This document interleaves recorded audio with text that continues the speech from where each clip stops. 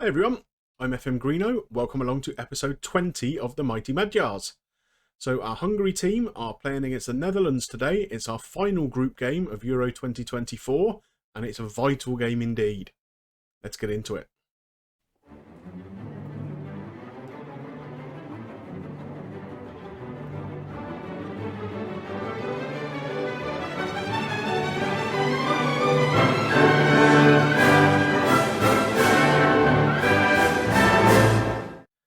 So if you've been following the last couple of episodes, you'll know that we drew our first game against Switzerland 1-0, which is a very good result.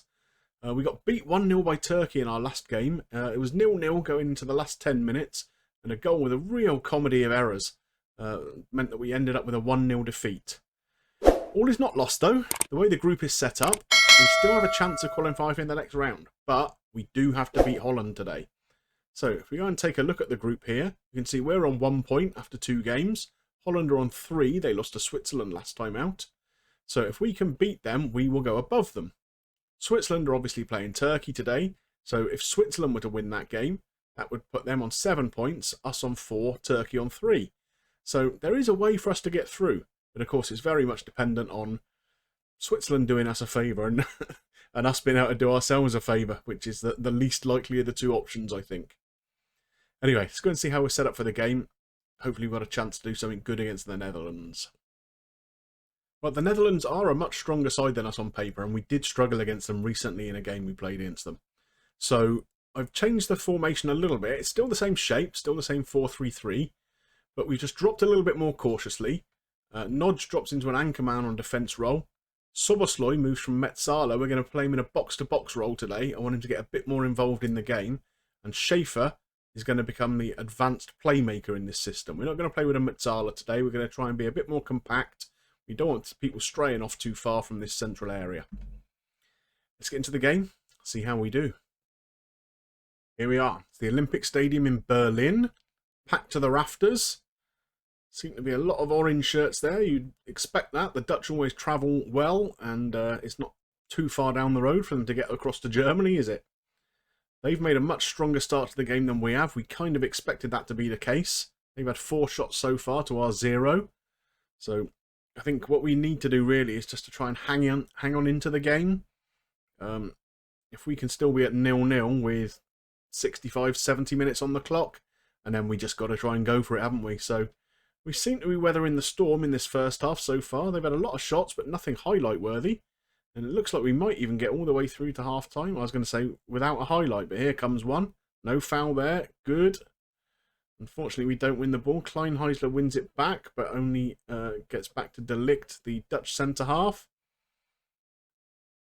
Can we get another challenge in here? No. Frankie de Jong here. There's Wrench. Over the top from Taylor. Okay, well that's okay.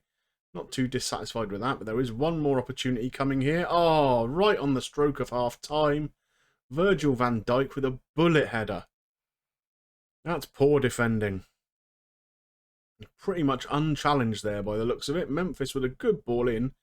Virgil's just on the edge of the box. Takes a step away. Unmarked, 12 yards out. And finds the back of the net. So we really have got some work to do here at half-time, haven't we? What can we do? We've got to change the tactics, I think.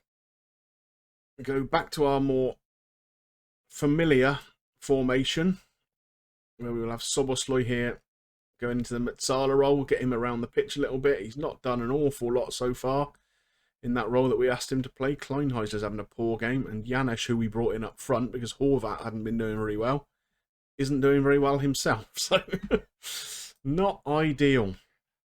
Anyway. We're going to get back out for the second half. Oh, I didn't give him a team talk then, did I? Oh, well. Silent treatment sometimes works just as well. So, Schaefer is struggling.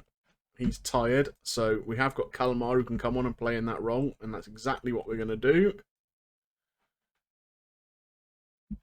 And we're going to give it another 5 minutes or so. And then we're going to go all out. We've got to try and do something. I think overall, I'm not too surprised at how we've done in this group. On paper, we're the weakest nation. We're just about in the top 40 in the world. and all the teams we've been playing against are in the top 20 in the world. So for us not to get through the group is not entirely a surprise. And if I want to try and take a kind of any kind of positive out of this at all, I guess it's probably going to be that we got a point this time round and we didn't get any points in the last Euros. So maybe that's something to kind of cling on to. I think we'll give Sabotshern a little run today. He can play as a deep line forward, but on attack. Let's get some bodies up and around. We're going to go attacking. Let's put him on attack as well. Come on, everyone's on attack.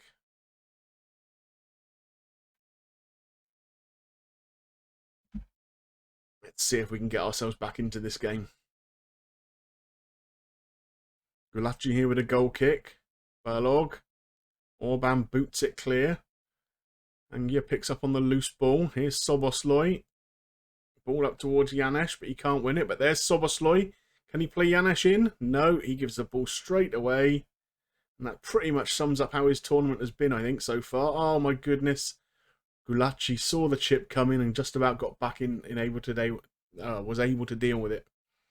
Here's Hungary. Oh, that was a good ball into the back post. Unfortunately, it's picked up on by Malin, who's like an express train. Look at him go. Oh, Nego, man. Oh. That could be your last act in an international tournament, Nego. I mean, you're our best fullback and our best wing-back, certainly, but you're 33 years of age now. Your time is coming to an end.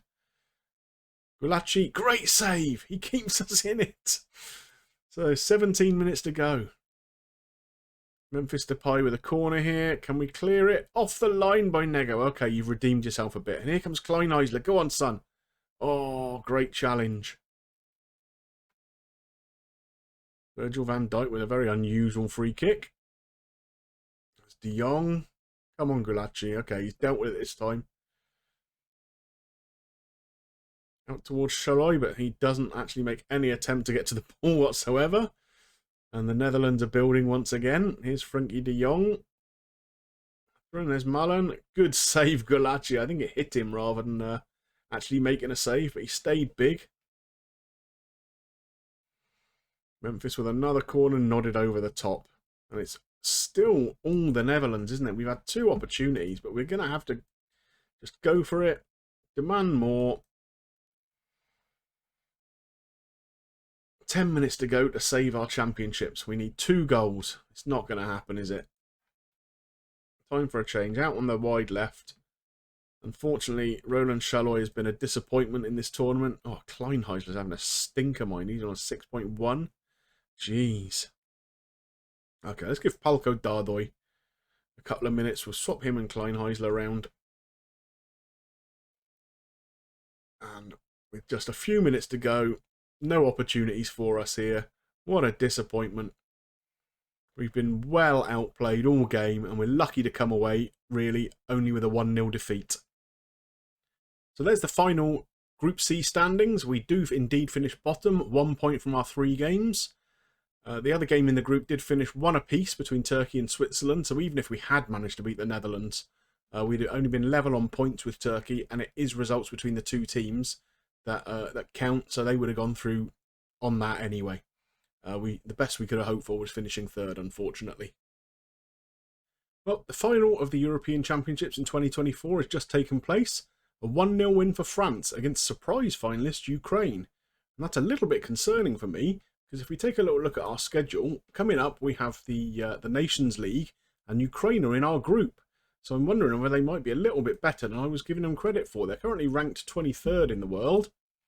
I don't know, maybe they're a bit better than I was expecting. We also have Slovakia in our group, who are ranked down in 58th, although I expect that's going to rise a little bit because they did make it through to the next round, or the second round, sorry, of this tournament. And Denmark are the bigger team in our group, who are ranked 16th in the world. So we're quite fortunate that we haven't got one of the really big boys who've dropped down the division like Italy did last time. But yeah, it's going to be challenging in places, that I think. We finished 3rd in both of the last Nations League tournaments, so we'll be looking to try and improve upon that, but I think we got our work cut out a little bit. Anyway, I hope you enjoyed today's episode. Unfortunately, we just couldn't pull a surprise result against the Netherlands out of the bag.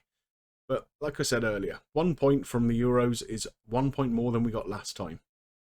Well, if you did enjoy it, please drop a like on there for me. And if you've got any comments about this episode or the series as a whole, I'd love to see them below. And of course, if you're not yet subscribed to the channel, please consider doing so. There's plenty of room on the Greeno bus for you all. It just remains for me to thank you for watching, and we'll see you soon for some Nations League action with Hungary. Mighty Magyarok. Viszlát!